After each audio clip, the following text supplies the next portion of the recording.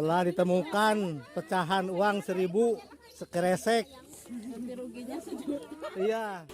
Viral di media sosial warga Desa Cimuja, Kecamatan Cimalaka, Kabupaten Sumedang, Jawa Barat dihebohkan dengan penemuan uang pecahan Rp1.000.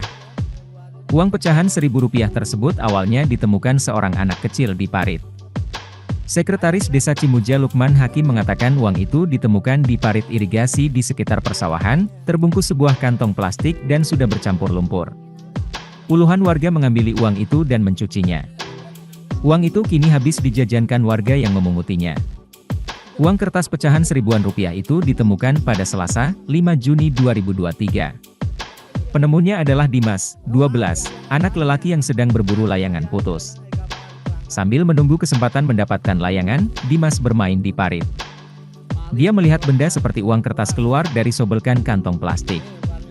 Penemuan itu mengundang warga berdatangan. Mereka berduyun-duyun mendekati uang. Uang bercampur lumpur lalu dibersihkan. Hingga saat ini, pemerintah Desa Cimuja belum mendapatkan laporan dari warga yang merasa kehilangan uang. 10.000. 1.000 ya Mas.